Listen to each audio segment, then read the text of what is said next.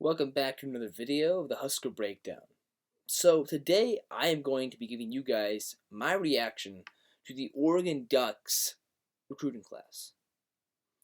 So right off the bat, Oregon, okay, they net -17 in the transfer portal in terms of players.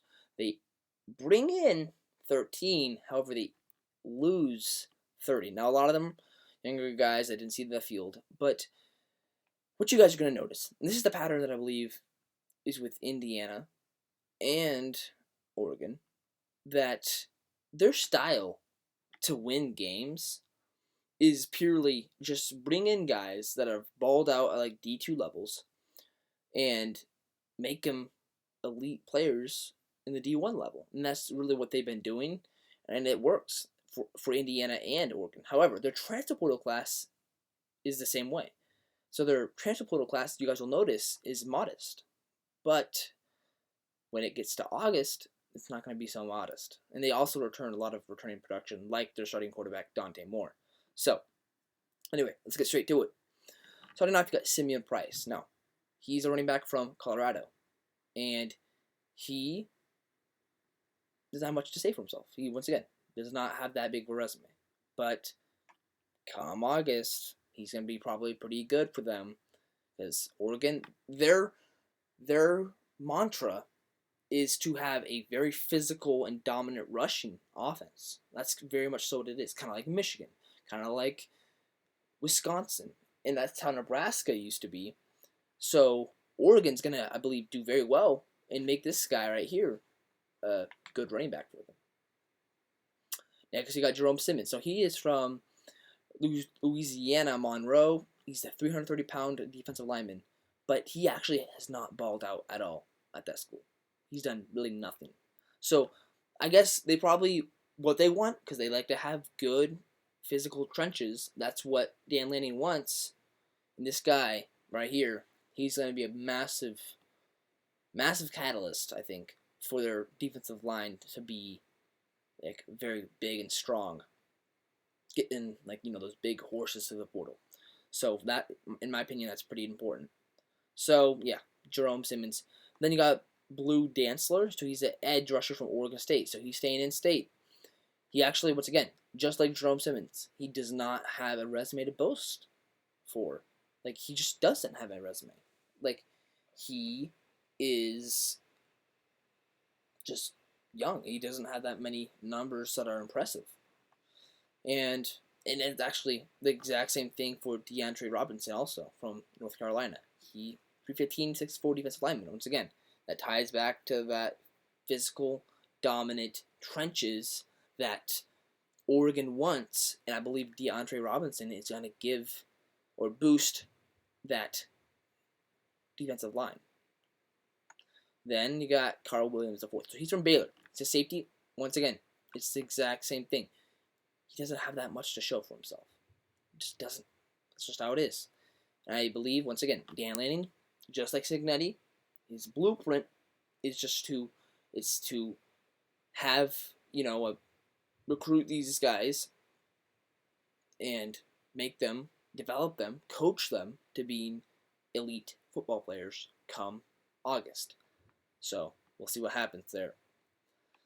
And then you got Michael Bennett III. He's from Yale. He's the offensive tackle. Once again, part of that offensive line that Oregon likes to have. This guy right here is going to be important for them. 6'5", 310. They probably want to get him a little more strong, I'd guess. Probably get him about 320, probably. That's what I think they do. And then, yeah, he's probably going to be pretty important for their offensive line. Then you have Aaron Scott Jr., so he's a quarterback from Ohio State. Young guy. Actually, I'll just say it right now.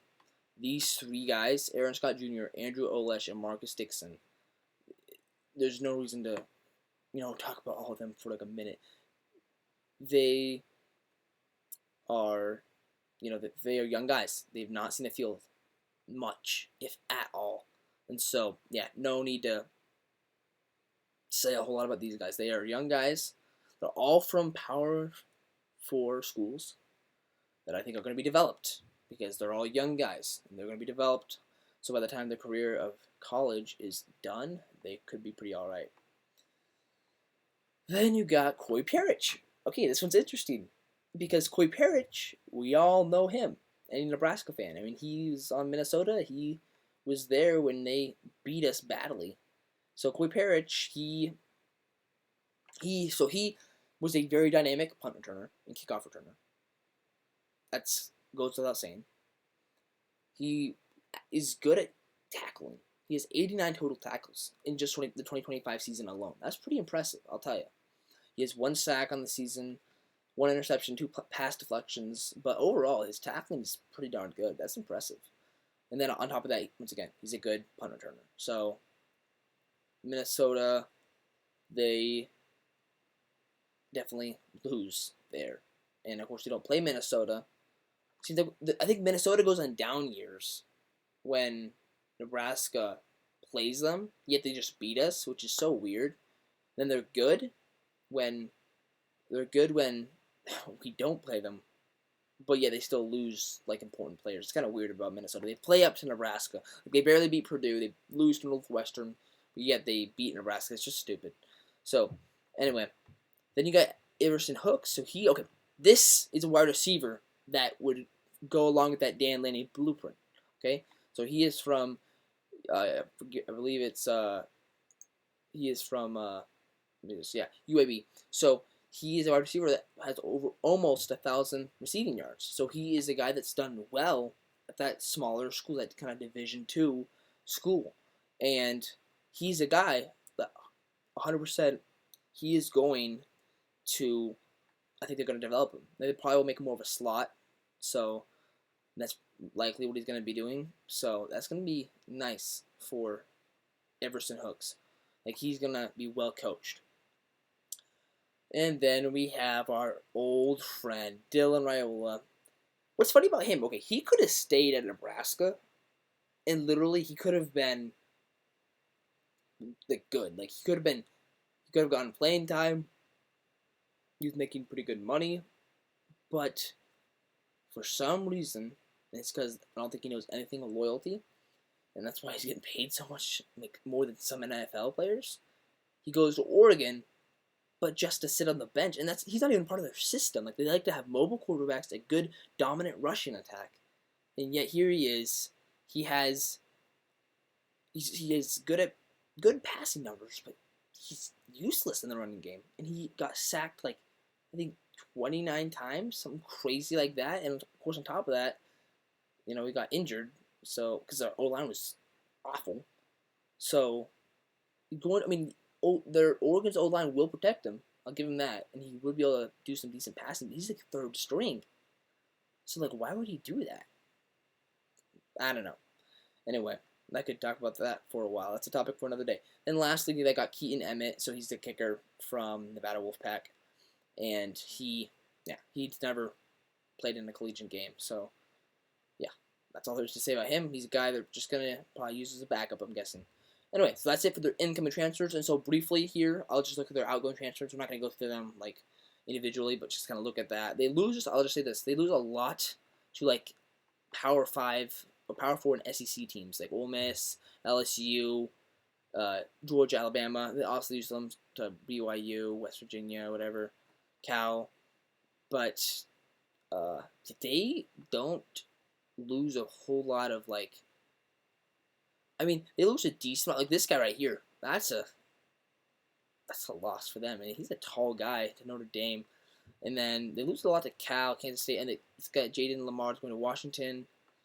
Lots of players to Cal, it seems like, former Pac-12 teams for sure. But that's just kind of interesting. So no like big name here, maybe other than that the lineman there. That's like a huge loss for them. Just kind of going through this briefly. Like, yeah, there's nothing that's too crazy. They just lose a lot. That's crazy to me. Crazy that Oregon would lose that many transfers, yet here they are. They are going to develop and improve those players that they have. Not only that they have got to the portal, but also recruited, and also who they're keeping from last year.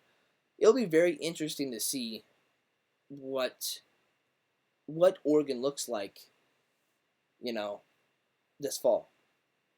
I think they have a pretty weak transfer portal class, but don't let that fool you. Just like Indiana, don't let it fool you. They don't usually the two schools don't have a good, a good portal class. Yet, don't let that fool you because they are good at developing. That's just how they are. They are a very good team that develops.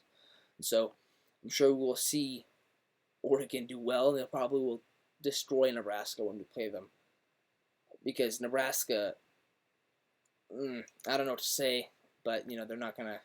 They're not gonna. Let's just say I think Oregon looks at that game at home. They're probably like, "Oh, brother, what the world?" They were probably wishing they could get us on the road, but anyway. So yeah, that's it for me today, guys. I will see you guys in the next one. Let me know what you guys think in the comments below. And I should ask this question before I actually stop.